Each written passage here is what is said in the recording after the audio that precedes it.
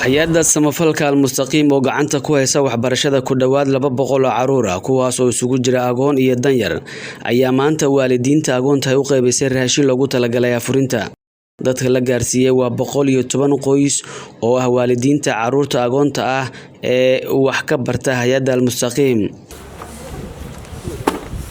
waa soonkii saddexaad ee hay-adda Al-Mustaqiim ay raashin afurin ay siinayso waalidiinta caruurta agoonta ah iyo kuwa danta yar ee horay gacanta ay ugu haysay waxbarashadooda. Inkastoo deeqdan ay tahay wajigii koowaad, haddana waxaa jiri doona wajiga labaad, waxaana maamulku ay qorsheynayaan inay gaarsiiyaan ilaa 300 oo qoys sida uu xusayo Cabdirashiid oo agaasimaha Al-Mustaqiim. بعد الحمد لله waxaa mahadsan walaalaha Soomaaliyeed ee muxsiniinta ah ee wax soo sadaqaystay.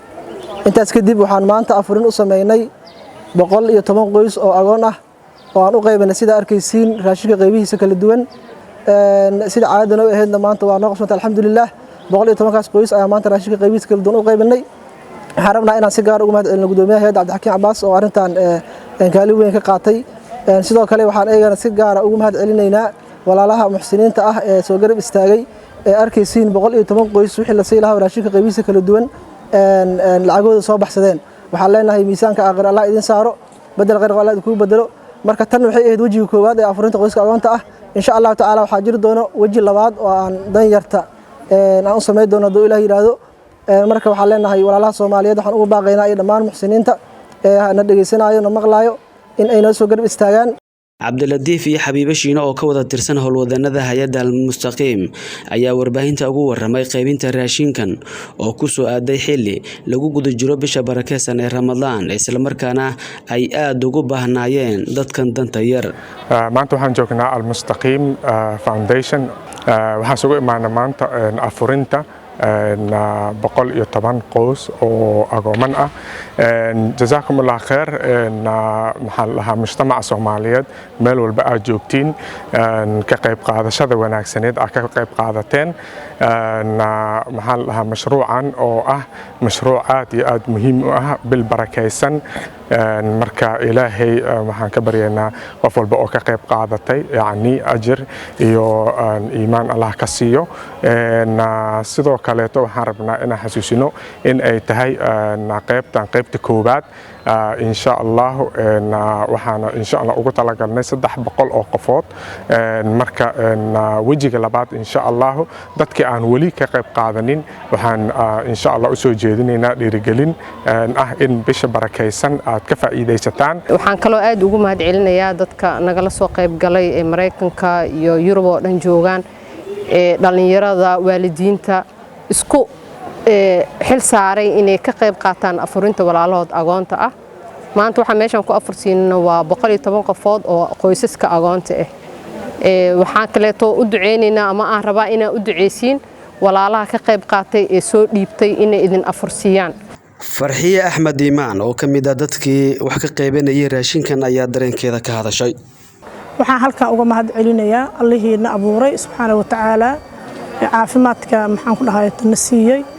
waxaan kaloo mahad ballaaran u celinayaa hay-adda Al-Mustaqiim oo runtii kaalin weyn ka qaadatay sida ay dadka agoomanka ah ay maxaan ku dhahay wax ugu qaban lahayd, ha naqato waxbarasho kafaalaqaad maxaan ku dhahay afuris.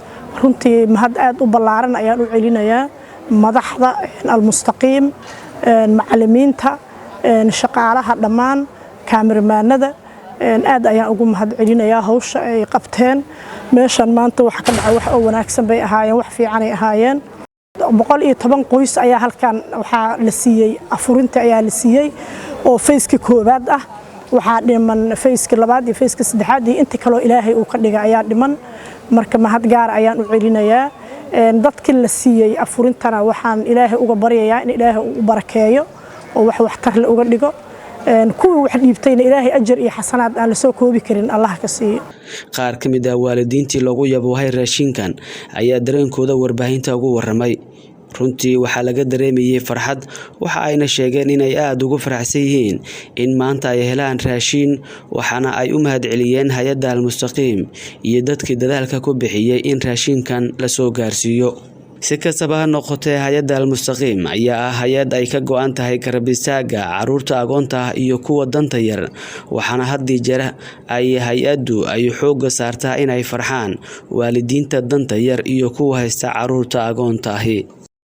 Al-Mustaqiim Foundation waxay mas'uuliyad iska saareen in ay caawiyaan caruurta agoonta ah oo ay dabaraan waxbarashadooda, buugaagtooda, qalimaantooda iyo dharka iskuulka ay ku dhigan lahaayeen iyaga oo kaashanaya dadka Soomaaliyeed. waxaad sanadkii bixin kartaa $360 ama 6 bilood 180 ama xitaa 3 bilood $90 oo kaliya si aad u caawiso wiil ama gabar yar oo agoon ah oo aan haysan waxbarasho iyo garab adigoo helaya xiriirka qofkaad waxbarashadiisa damaanad qaaday. waxa kaliya adduun iyo aakhira ku anfacaya waa sadaqo, waliba agoonta waa laga dardaarmay shaah iyo shaxaad shilimaad aad ku bixiso ha ku badbaadi waynin qof dhan mustaqbalkiisa.